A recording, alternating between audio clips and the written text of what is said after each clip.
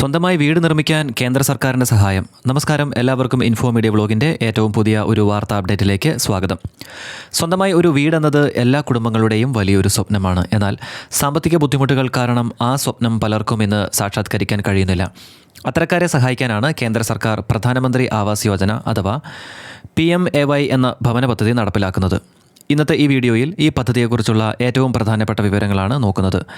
ആർക്കെല്ലാം അപേക്ഷിക്കാം, ഏതൊക്കെ തരത്തിലുള്ള ആനുകൂല്യങ്ങളാണ് ലഭിക്കുക, അപേക്ഷ എങ്ങനെ പരിശോധിക്കാം, സാധാരണയായി അപേക്ഷകൾ നിരസിക്കപ്പെടാനുള്ള കാരണങ്ങൾ എന്തൊക്കെയാണ്, ഇത്തരത്തിലുള്ള കാര്യങ്ങൾ നമുക്ക് വളരെ ലളിതമായി പരിചയപ്പെടാം. ആദ്യം, എന്താണ് പ്രധാനമന്ത്രി ആവാസ് യോജന? രാജ്യത്തെ എല്ലാ അർഹരായ കുടുംബങ്ങൾക്കും സുരക്ഷിതമായ ഒരു വീട് ലഭ്യമാക്കുക എന്നതാണ് ഈ പദ്ധതിയുടെ ലക്ഷ്യം. ഗ്രാമപ്രദേശങ്ങൾക്കായി PMAY ഗ്രാമീൺ എന്ന പദ്ധതിയും നഗരപ്രദേശങ്ങൾക്കായി PMAY അർബൻ എന്ന പദ്ധതിയും നിലവിലുണ്ട്. കേരളത്തിലും വിവിധ ഘട്ടങ്ങളിലായി നിരവധി ഗുണഭോക്താക്കൾക്ക് ഈ പദ്ധതിയിലൂടെ വീടുകൾ ലഭിച്ചിട്ടുണ്ട്.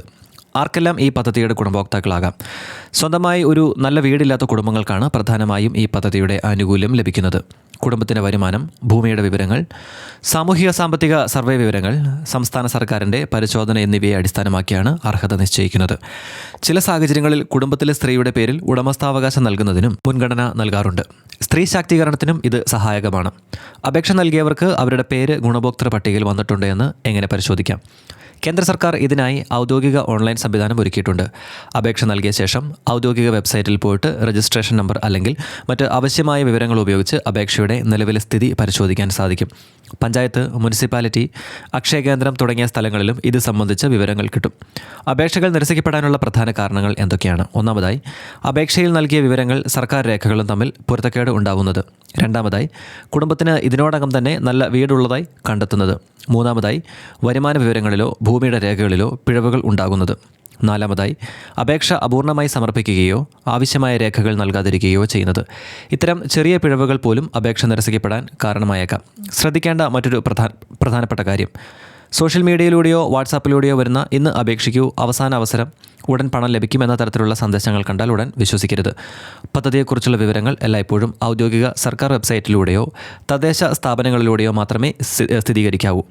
ആർക്കും പണം നൽകി പദ്ധതി ലഭ്യമാക്കാമെന്ന് പറയുന്ന ഇടനിലക്കാരെ വിശ്വസിക്കാതിരിക്കുക.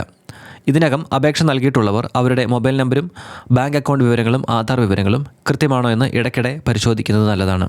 അധികൃതർ ആവശ്യപ്പെടുന്ന രേഖകൾ സമയബന്ധിതമായി സമർപ്പിക്കുകയും വേണം. ചുരുക്കി പറഞ്ഞാൽ, പ്രധാനമന്ത്രി ആവാസ് യോജന രാജ്യത്തെ ഭവനരഹിതരും സാമ്പത്തികമായി പിന്നോക്കം നിൽക്കുന്നവരുമായ കുടുംബങ്ങൾക്ക് വലിയൊരു സഹായമാണ്.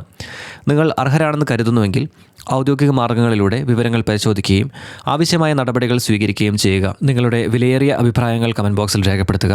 നമുക്കപ്പോൾ മറ്റൊരു വാർത്താ അപ്ഡേറ്റിൽ കണ്ടുമുട്ടാം. നന്ദി.